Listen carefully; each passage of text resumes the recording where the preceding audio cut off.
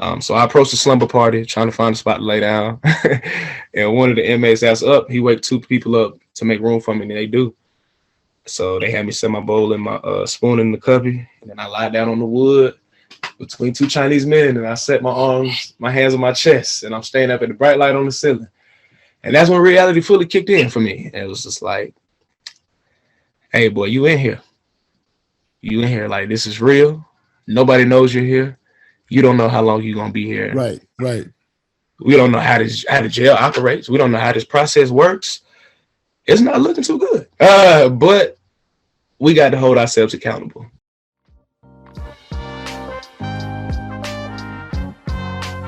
Welcome to the Audacious Living Podcast, hosted by my man, Audley Stevenson, the Odd Man. He'll unpack wisdom and insights from a cross-section of top quality performers in business, media, sports, entertainment, and lifestyle to uncover key elements to help you live your best audacious life ever. So without further ado, here is the Odd Man. Greetings and salutations, folks. It's Audley Stevenson back for another edition of the most audacious podcast the internet has to offer. This is the Audacious Living Podcast, and I appreciate you for being here as we continue our ongoing goal of helping our listeners live their best audacious lives ever. As always, I encourage you to follow us on our social media channels. We're on Twitter, Instagram, and Facebook under the handle The Audacious Pod. Or if you're subscribing to us on YouTube, or if you're watching this episode on YouTube, I should say. If you're watching on YouTube, then you can subscribe to our channel by simply tapping that bell down below. Ding, ding, ding. And you are connected to all good things audacious related. Now, many of us already know this, but our lives are made up of a series of choices, and every single one of those choices comes with a consequence that will undoubtedly have no choice but to accept. It's inevitable, but at some point or another, we're all going to come face to face with the consequences of our actions. Now, Chancellor Jackson is my guest on this episode of the Audacious Living Podcast, and he understands this very, very well. You see, as a young man, Chancellor was looking for an exciting life of travel, and it started for him in Beijing, China, where he accepted a teaching job. Unfortunately, the experience was a short-lived one, and Chancellor, found himself locked up behind bars in a Beijing prison where he would spend the next 14 days. And this would essentially frame what his experience of China would be. When that ordeal came to an end, he would take his experiences, chronicle them in a book entitled 14 Days in Beijing. Chancellor's here to talk about his book, what he had to endure in that Beijing prison, and the lessons he learned along the way. So with all that being said, here's my chat with Chancellor Jackson. Enjoy. Chancellor, my friend, thank you for joining me here on the Audacious Living Podcast. It's always a pleasure to chat with people, and I appreciate you making the time to do this, my man. Hey, man, appreciate you for having me, Audley. Blessings and balance to you, and blessings and balance to everyone that's tuning in right now. For sure. Thank you, and absolutely, I concur wholeheartedly. Now, we're gonna talk about. I think we could talk about a whole bunch of things. Really, we can talk about your book and all your experiences, but and maybe let's kind of jump into your experience and what led you to write the book 14 Days in Beijing. You'll see the title, maybe you might think it's like a vacation book, and it talks about all the good things that happened in Beijing. That wasn't your story, but I do think what came out of that are some really powerful lessons about appreciation and gratitude and staying and perseverance. I'm sure that all those things are contained. So maybe let's talk about you going to Beijing and you were detained, and that sort of a life-changing event for you. I don't want to take away from your story. I want you to tell it.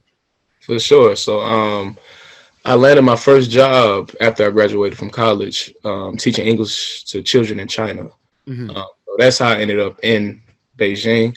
Um, I was supposed to be there for a whole year. That's how long my contract was set for, but I only ended up doing 6 months due to me being, you know what I'm saying, of course, arrested and then, you know what I'm saying, locked up. But once I was released and deported from the country, I came back to America. And I really didn't start writing the book until like 2, 3 months later. Like it was over the summer 2019. That's when I started writing 14 Days in Beijing. And I knew I wanted to do something with the story because I'm like, that's a crazy story. I went through it for a reason. So I know I shared it. I didn't know how. But one of my friends that I grew up with, he was a published author before we graduated high school in 2014. He was like, hey, bro, you should write a book about the experience. I was like, damn, that's a good ass idea. Like, yeah, that's a great idea. Where do I start? I have no clue. So he threw me another alley-oop and took my phone, went in my notes, and left a brief outline. Opening scene, following scene, climax, following scene, conclusion. You know what I'm saying? Like very brief like that. And I just went in and opening scene. All right. I just like I'm gonna start from the that morning when I woke up. And I just started from there and just that's how I started the writing process. And once I caught a flow of how I wanted to tell the story, I moved it from my notes to a Google Doc so I can type it up. And then 4 months later, the story was written, and then an additional 6 months just to get it, you know what I'm saying, ready for publishing. Impressive. And, while I was still on pre-sale, I was writing #1 new bestseller in 3 different genres. Amazing. So obviously a good story. So you went to Beijing to teach English. Yeah. What happened? So to give you more of a background of how Beijing was, I entered China on October 10th, 2018. And it was a transition, of course, you know what I'm saying, getting adjusted to, I mean, that's the other side of the world, a different world in a sense, you know what I'm saying? So just getting adjusted, it took me about a month and a half. But once I got fully adjusted and, you know what I'm saying, we moved into our apartment, our money's rolling in, best experience ever. I highly recommend everybody travel abroad for sure, but you can't really get a feel for the land in a matter of days, or you know what I'm saying, like you need to submerge yourself in that land for a good bit of time. So I encourage everybody to live abroad at least one point in time in your life, and it don't got to be long. Like I did 6 months in China and I got a full experience in China, so it don't take, you know what I'm saying, you gotta be out there too long. Definitely get your feet wet in a different land. You'll learn a lot about yourself, the course of different culture, but most importantly, life in general, and how drastically different it is no matter where you are. Even if I'm from Atlanta, Georgia, born and raised. Right. The west side of Atlanta is completely different from the east. That's it. Completely different from the north and the south. So it's just like we talking about how subtle these differences are based on one city in America. You know what I'm saying? That ain't nothing but down the road. That's it. You take that perspective and apply it to a global aspect, and it's just like, bro, that's different. It is different everywhere you go. Wow. Everywhere you go. So it's like, how can one say what is a right or wrong way of pursuing this life? You can't really, you know what I'm saying? There's so many differences. So that's why, you know what I'm saying, definitely encourage everybody to, you know what I'm saying, travel and spend the time abroad. So China was absolutely amazing. I enjoyed the people. Customer service I ever experienced, hands down. For real. I enjoyed working with the kids. Kids are kids no matter where you go. Yes, they are. No matter what side of earth, hey, kids are kids. That's a great point. But you know what I'm saying, we was mainly, our lessons are pretty much games just to keep them engaged. So of course, I'm being a former athlete, all my games is competitions. We gonna run, we gonna jump, we gonna see who athletic. All right, we gonna turn this thing up. Sure. So, you know what I'm saying, I enjoyed teaching. Of course, exploring Beijing. The food was absolutely amazing. Authentic Chinese food is superb. And so, I was just living my best life. You know what I'm saying? Experiencing all that Beijing had to offer. And then on April 4th, 2019. Sorry, how old are you? I want to get to how old are you now at this point?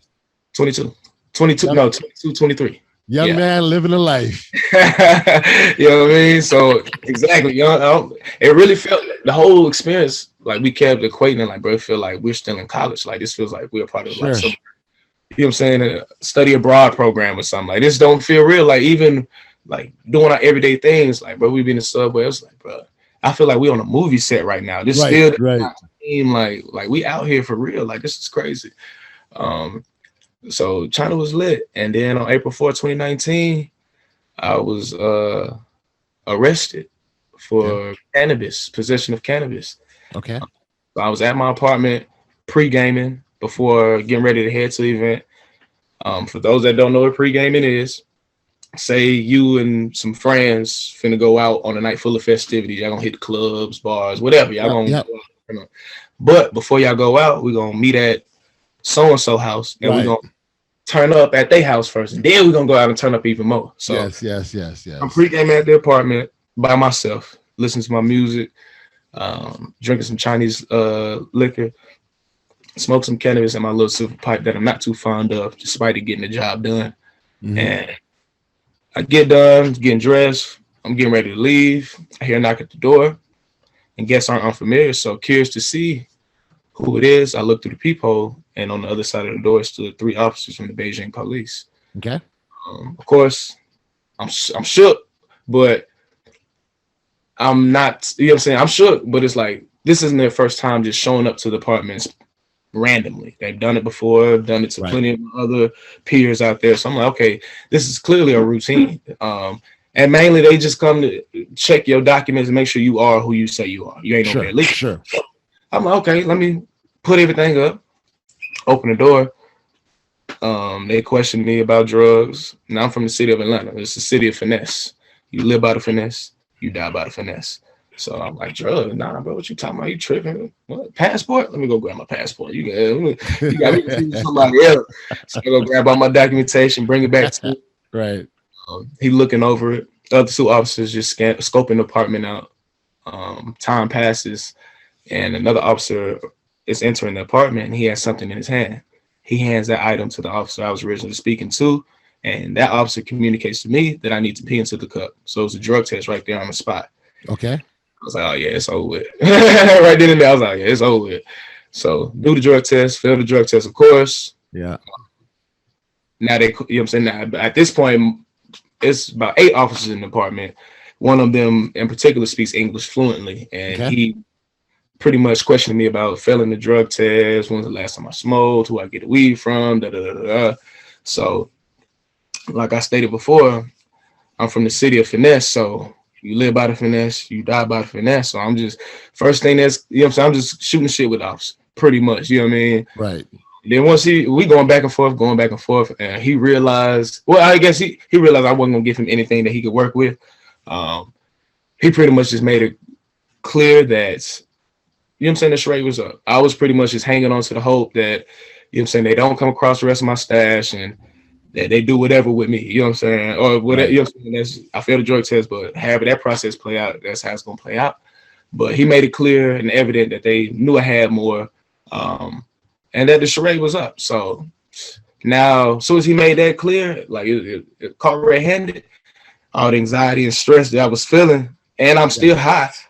I'm still geeked up, but all the stress and anxiety, all that shit just completely. Right. And it's like, okay, I died by the finesse this time. It is what it is. I live to finesse another day. Now I have to hold myself accountable. Accountability must Yep. take. So fess up to it.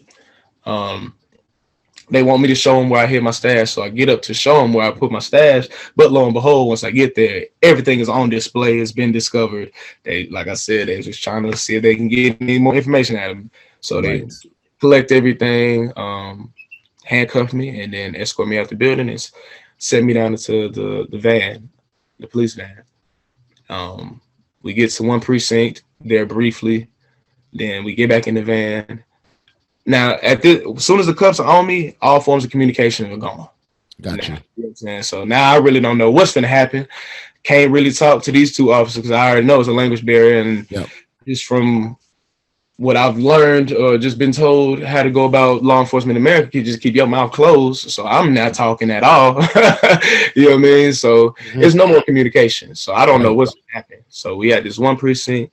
I'm just sitting down, and it's the typical scene you see movies and TV shows when they bring in new arrests and sit them Right. down chairs. You got the officers on desk duty. It's that Yep. typical thing, but the Chinese version. So just Right. imagine I'm the only brother in here. Yep. I'm Yep. going, eyes on me. And I'm just sitting there just reflecting, replaying everything, the Sure. whole scenario and everything leading up until this moment. And just like, damn, but this is happening. Yes. We don't know what's gonna, we don't know how this finna play out. But I know deep in my spirit, I'm gonna be good. I'm gonna be good when it's all said and done. It's gonna be interesting to see how it play out, though. So just take note of every minor detail because it's gonna be a great story to tell once you're out of Yep. this predicament. Right. Right. And more Right. importantly, enjoy this high one last time because we don't know what the hell for real. So they come get me and we get back in the van. Okay. I'm like, okay, where are we going?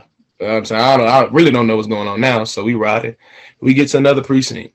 Now they had me change clothes and put me in a holding cell with about 8 other Chinese dudes. And come get me shortly afterwards, take me downstairs to the basement of the precinct to do my official interrogation. And this is dramatic within the book just because they locked me into this all metal chair that looks like an electric chair just to conduct the interrogation. But by this time, I've had plenty of time to come up with a good story to finesse them with. So, Okay. you know what I'm saying? I'm assuming my story was good. So, you know what I'm saying? After the interrogation was done, they released me from the chair, had me sign a document I couldn't read and Right. thumbprint it, and then took me back upstairs to do my mugshot and handprint, and then they put me back in holding cell. And now hours and hours have passed. My high is finally coming down.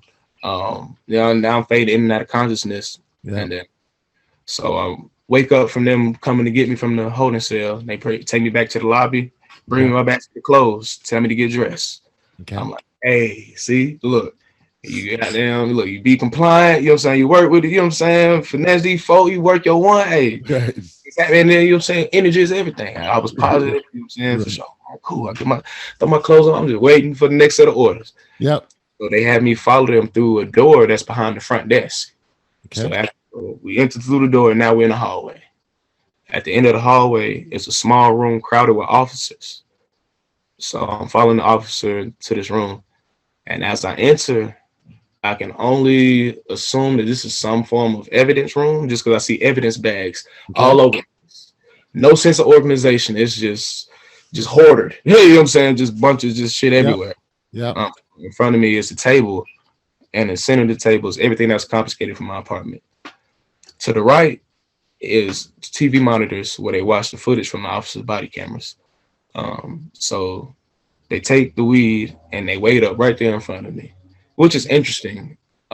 This is an interesting phase in the book just because, one, you never see a herd of any type of law enforcement weighing up whatever you got caught with in front of you. That's just interesting, one. Two, as a reader, you're actually curious to know how much does he actually have on him. And then three, like I said, once those handcuffs on me, all forms of communication were non-existent. So for the rest of the story, I don't know what is going on. I'm just learning as I go. And I don't know how long I'm going to be here. Nobody knows I'm here. Nothing has been explained to me. And I'm not asking questions, but I really can't even ask questions because it's a language barrier. So with that being said, the universe, my ancestors, the higher powers, the guardian angels, whatever you want to refer to them as, were sending me messages and signs, letting me know how long this process would be and how it would play out. And this was the very first sign they gave me. So the officers weighed the weed up in front of me, and it totals out to be 1.4 grams. Okay. Now, for those that partake in cannabis, 1.4 grams ain't nothing at all. If you don't partake in cannabis, we're talking units of measurement. 1.4 grams of anything isn't a lot. So I really have nothing but personal use for real. But that number, 1.4, it's a decimal. If you take away that decimal, that point, what number do you get? 14. It's the title of the book, 14 Days in Beijing. So that was one of the very first signs, and really the only signs that I received live in action. Let me know how the process would play out. The other messages I got, or signs, came through my dreams. So that was the only live in action one that I got. So they put everything on paper, on contract, give it to me to sign and thumbprint, and now we get back in the van. Right. Okay. And you don't know where you're going. I'm like, I'm fully dressed, like I'm regularly You're dressed. rolling. You're I'm like, rolling. I'm like, hey, I've been in custody all day. I work with y'all, been compliant, energy's been good. I'm like, there's no way they're not taking me home at this point. So we riding. About 40 minutes pass, and we arrive at a facility detailed with tall walls and barbed wire. And I was like, oh, this shit getting started. So we enter the facility, go to the nurse's office, do a quick physical. Then they put me in my official uniform, give me a plastic bowl and a plastic spoon, and then they take me upstairs to the second floor, and we get to where I'm in the house, and we get to cell 209. Mind you, it's like 4 o'clock in the morning at this point, so I've been in custody all day. You know what I'm saying? Haven't eaten nothing, drank nothing. Wow. Yeah. So the CO opens the door. Instantly, my psyche is thrown, just based on the setup of the cell and what I see. The setup of the cell is number the big box, a rectangle per se. I say 25, probably about 25 by 25, or like 25 by like 15 by 15. Like it's length with height is not that big of a space, just a big box to house the people that are in there. So I take a step into the cell, and it's a little walkway. I say probably about a yard before the beds start, and the beds stretch all the way to the back of the cell, and the beds are numbered wooden bunks with cubbies up underneath each one. So lying on the bunks are just a huddle of bodies sleeping. And in the book, I describe it as a slumber party. Like back in the day when we had sleepovers as kids, we all got to make room, got to sleep head, foot, all that. That's what it looked like. But that's what it looked like. And across from the huddle of bodies sleeping, or the slumber party per se, were 2 inmates, Chinese inmates, wide awake, standing up against the wall, watching them sleep. So with them being the only few individuals up, we of course we make eye contact, and we have this awkward moment of just confusion as far as neither one of us expecting to see what was behind the door. So the last thing I expected to see was 2 motherfuckers watching a bunch of other motherfuckers sleep. What y'all got going on? Last thing they expected was for this brother with locks to come walking through the door. So they looking at me crazy, like, whoa. So we just sitting there looking at each other. Right. To the left, to my left is the bathroom, on separate room, but all the walls are made of glass. So everybody can sit inside. And ain't nothing in there but one sink, a squat toilet. So pretty much a hole in the ground that you got to squat over. And the shower ain't nothing but a water hose with a shower head duct taped to it. Black mold coats the walls, gnats and insects flying around. So it's not the most sanitary place. So I approached the slumber party, trying to find a spot to lay down. And one of the inmates asked up. He waked 2 people up to make room for me, and they do. So they had me set my bowl and my spoon in the cubby, and then I lied down on the wood between 2 Chinese men, and I set my hands on my chest, and I'm staying up at the bright light on the ceiling. And that's when reality fully kicked in for me. And it was just like, hey, boy, you in here. You in here. Like, this is real. Nobody knows you're here. You don't know how long you're going to be here. Right. We don't know how the jail operates. We don't know how this process works. It's not looking too good. But we got to hold ourselves accountable. We can't blame nobody for being in this situation but us. It's ugly, but hey, man, we made a choice, and we knew the consequences from it. And that those consequences have manifested, hey, we have to live. We got to take it to the chin. All right. But it ain't no point in crying over spilled milk. So that shit is what it is. Right. Moving forward, what needs to take place for me to get up out of here? I'm like, well, first thing first, people got to know you in here. All right. So you were supposed to meet some friends and colleagues at that event today. Oh, you know what I'm saying, today before you got arrested. Now you didn't show up. I'm sure they called and you ain't answer. Is that a red flag? Nah.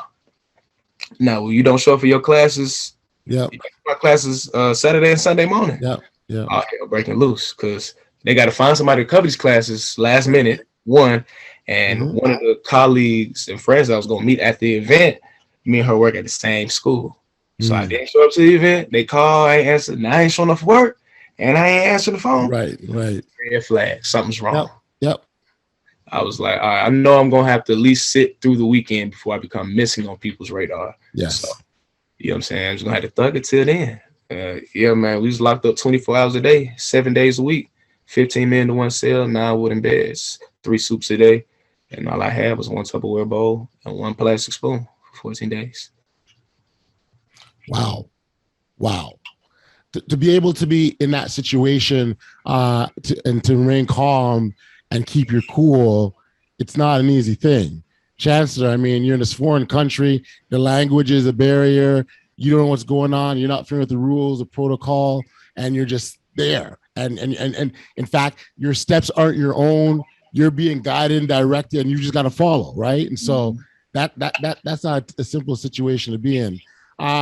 What I want to quickly sort of jump ahead here in terms of the how did the story end? I don't want to ruin the book, obviously, but I certainly want to be able to, like, how were you able to get out of that situation?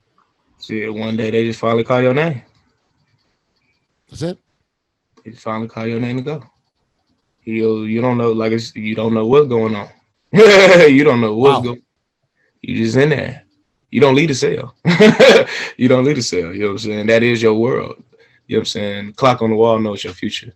Right. Wow. Your freedom is in its hands. Wow. Second Wow. is life. A minute, eternity. Mm. Mm. Wow. So let's talk a little bit about the lessons that came out of that ordeal for you. I heard you talk about, being accountable, for your actions and everything that you've talked about. You've said, this is what it was, and I'm not trying to hide from that or not stand up for what I had done. I'm wondering what else you sort of taken, when you think back.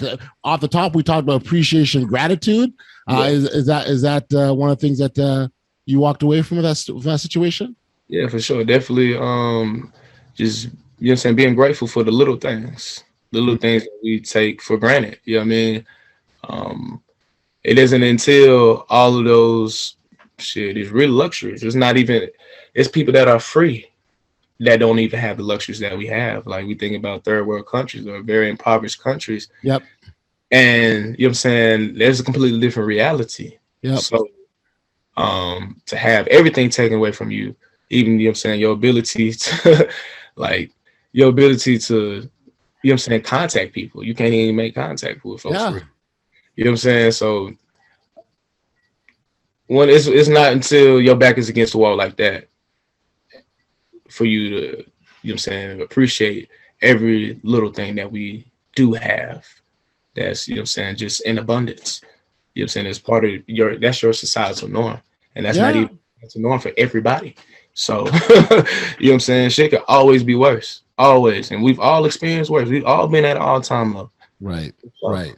And it's like, bro, if it ain't worse than that, shit, bro, what you complaining? What you crying for? Right.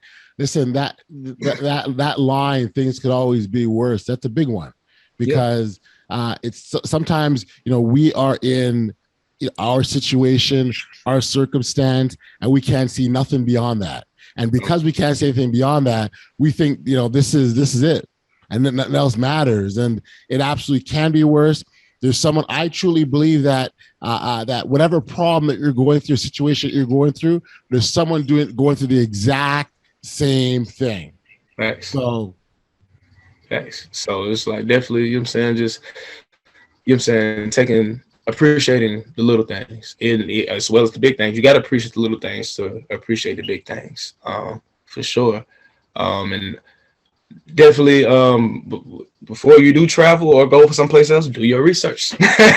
Do your research. You know what I'm saying? Make sure you know that land for real. You know what I'm saying? And it'll definitely help if you know somebody from that land. For sure, that's just icing on the cake then. So everything will be a smooth process. And man, a lot of the lessons that I learned was just all personal, for real. Like, as far as, so I played football vast majority of my life, high school, and I got to play D1 football down at Stetson University. Yep. So once football came to an end for me, I was at a crossroad of, like, a loss of identity. I didn't know who I was, you know what I'm saying, what was next for me. Um, what did I aspire to be? What were my interests? What do I enjoy doing? Yep. What's my purpose? I couldn't answer any of these questions. Wow. Wow. So, but it took, you know what I'm saying, just I know I got to start somewhere. So I just started applying for jobs, you know what I'm saying, and took the whole job hunting process for 8 months and landing interviews, getting told no, to finally getting told yes, to a job that's on the other side of the world, going out there, living my best life, then shit hitting the fan, and the goddamn getting arrested and locked up, and now deported. Now I'm back in America, and I'm back to square one Yes. when football first came to an end, and I was just like, damn. Yep. Like, Yep. that is a year later, like we back to where we were. So it's like, what we gonna Right. do next? You Right. know what I'm saying? How we gonna bounce back from it? But shit, just me being the resilient person that I am, I can sit here and all those questions that I posed to myself that I couldn't answer before, I can elaborate on them thoroughly. Right. Right. I I know who get I, you. you know what I'm saying? I found myself, I found my identity, I found my purpose. And now all I'm doing is hustling and motivating, running my marathon while encouraging others to run their marathons and share their stories and find their purpose in life. I think that's a great, great point because, we can go through life and experience these things. And if we can't see, I mean, you use in your specific example, if we're not resilient enough to bounce back from things, we can't see anything in front of us because all we see is our problem and our issue. But that resiliency that you talked about, that ability to bounce back, the ability to persevere and push through, it's absolutely critical and vital for us. And that's an important skill to have. No, facts. And just my whole journey and everything I've set out to do is always, it has not been an easy road. You know what I'm saying? Like I said, I played football. Football was the first love and passion. I ain't started playing football till 8th grade.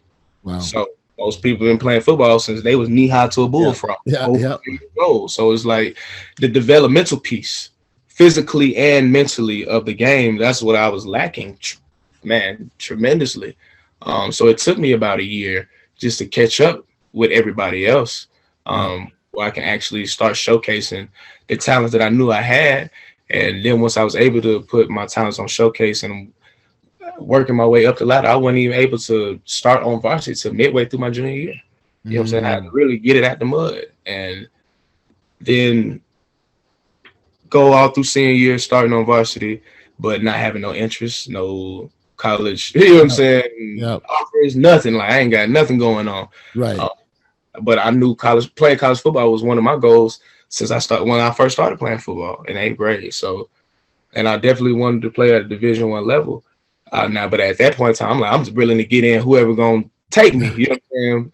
But I'm like, I still ain't even. I have nothing, so I got to figure out something. I got to get it out the mud. So that was a challenging process. I had to market myself. My coaches wasn't doing it. I had to do it myself. Yes. I put myself out there, and then I landed an opportunity to, you know what I'm saying, get on that Stetson.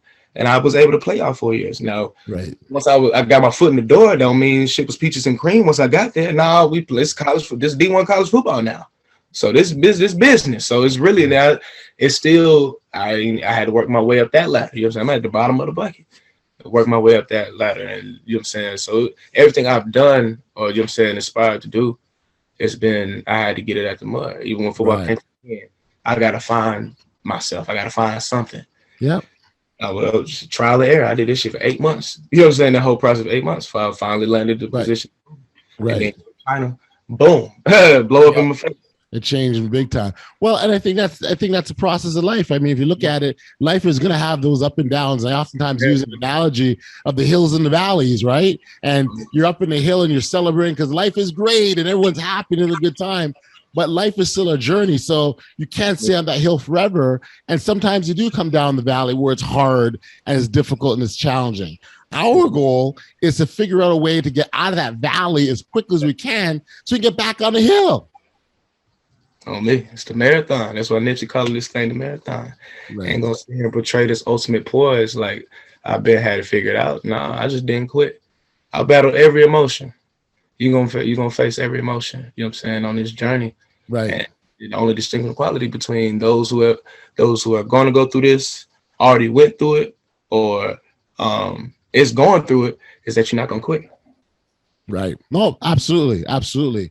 Um, it's yeah, again, the whole idea of just not quitting, it's huge for us, right? And we have to be able to fight and push through and get to the other side. Because the other thing I say oftentimes is on the other side is where all our greatness lies. So in your case, the other side was a book.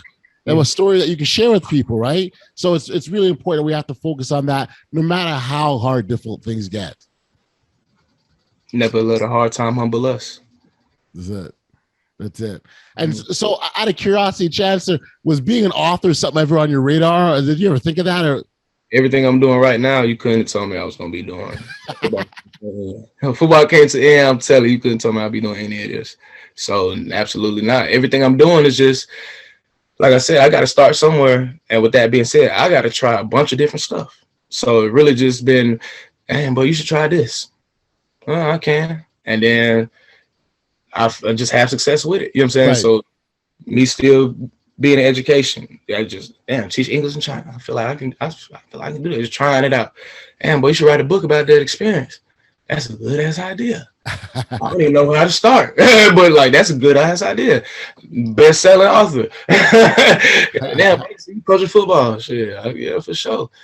And well, you try to coach? I mean, I can. Now I'm in year 4. You know what I'm saying? So now you know what I'm saying, and then coaching at-risk teens. In my Yes.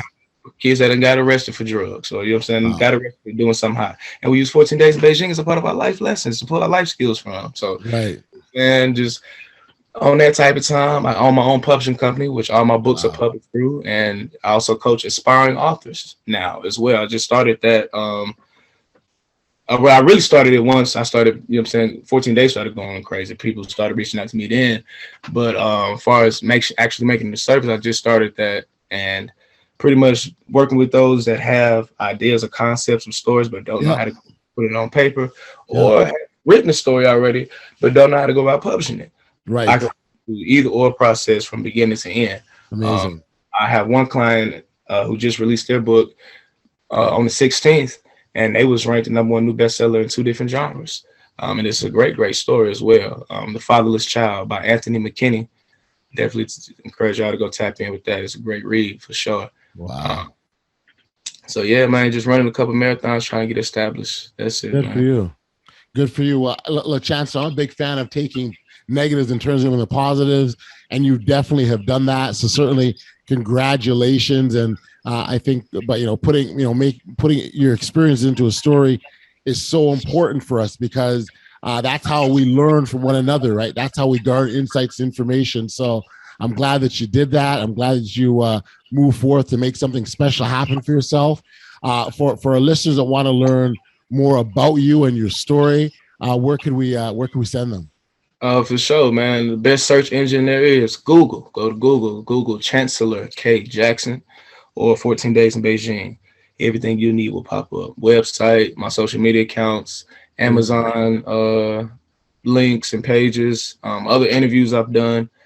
You'll find everything you need. Just Google me.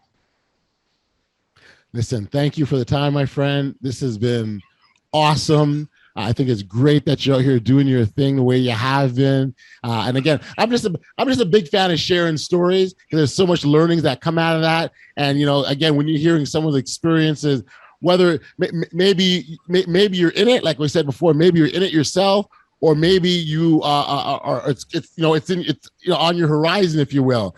But in either instance, it's so important to share stories. It helps us to learn. It helps us to understand and gain perspective that we may not be aware of. So thank you for this. I appreciate the time and keep doing your thing, my friend. All the best. For sure. And I just want to leave y'all with a quote by Nipsey Hussle that I feel like is a great representation of my journey, Okay. especially in China. And it goes, "You long-winded, running through this life like it was mine. Never settling, but setting every goal high. 1,000 burpees on the path to my own self-destruction or success. But what's a mistake without the lesson? You see, the best teacher in life is your own experience, and none of us know who we are until we fail. They say every person is defined by their reaction to any given situation. So who would you want to define you? Someone else or yourself? Whatever you choose to do, homie, give your heart to it and stay strong." I love it. I love it. I love it. Chancellor, my friend, thank you. Take care, my friend. All the best. Appreciate you.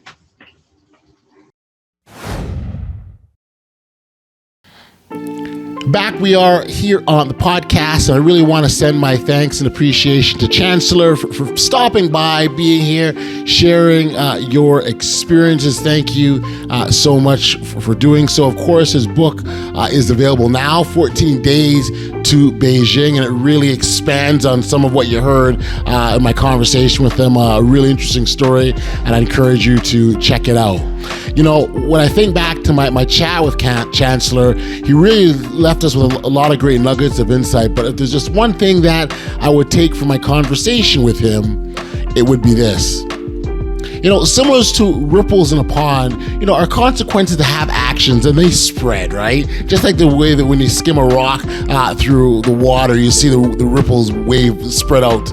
And whether we realize or not, everything we think and say or do has consequences, which in turn help shape the future for ourselves as well as for others. Every action causes a consequence, whether either long or short term. And some of them are reversible, and some of them just can't be changed. Others are insignificant, having no importance or impact on our lives, while others can impact us for the better or even the worst. Bearing that in mind, it's very important to remember that we cannot escape the consequences of these actions. You know, we're the ones that create our own destiny day after day, decision after decision, and action after audacious action. Hey, listen, if you haven't registered for email notifications of the podcast, please know that you can do so simply by heading over to bestaudaciouslife.com, and all you got to do is enter in your email address and you'll be alerted every time we've got brand new content that comes out. We've sadly reached the end of another episode of the most audacious podcast the internet has to offer, and as always, I send a shout out and thanks to our amazing listeners and all those lovers of Audaciousness for rolling through and lending their tremendous support. It's always appreciated. If you happen to be listening on your favorite podcasting listening platform, I'd encourage that you leave a rating or a review. I'd be so much appreciated, because that's what helps this platform grow. Until next time, stay safe, be kind, show love to one another, and be audacious.